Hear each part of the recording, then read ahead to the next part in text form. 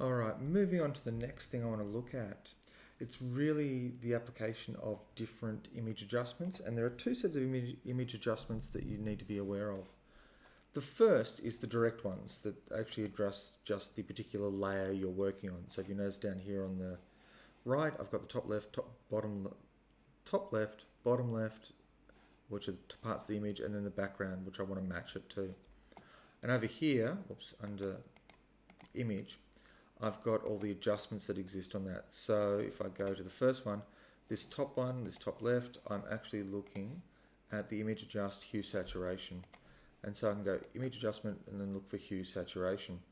Now, there is also an adjustment layer, which actually modifies everything below that. So I can add a new layer that then will affect everything below it. And the same adjustments exist. But going back to the adjustment layer, because this is the nature of the exercise, I'm just going to adjust the hue saturation. So what I'm looking to do is actually adjust the color palette so it matches this image on the right. So moving the little toggle for the hue, I can pick out and match it, and it shouldn't take much of an adjustment. And then for the saturation, I just really need to push it a little further so it gets the same sort of color. And that's not right, but I'm not going to go for the right one because I want you to be able to do this for yourself. You really need to be able to match the faces, which one I've done is a little overblown. The color gamut, which is just a little bit off, I think. But, you know, this is a starting point only. So cancelling that one.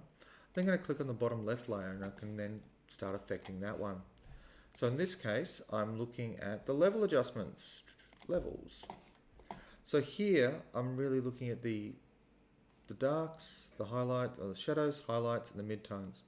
So I can pull this up to pull the shadows so that the lighter parts become darker. Oh, that must be whichever. I don't know what they're called. I just think of them that way. And then the highlights, I can pull them down. If I pull it too far, you'll see it wash out. So I'm really just trying to sort of pull these values, and it's very minor adjustments in some cases to get this image to match that one. And then of course I can tweak the output levels as well. You can see the effect there.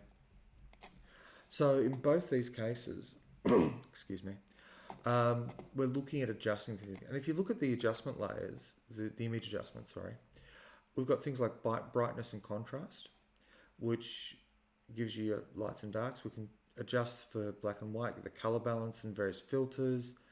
There's a lot of stuff in here to play with, and some of the words you would have picked up from the previous thing I was talking about with terms of the camera raw feature in Photoshop.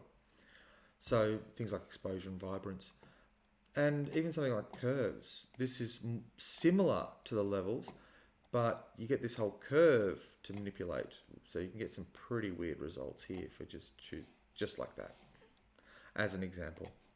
But again, have a play with it, have a go at trying to match these colors together, and we'll go from there.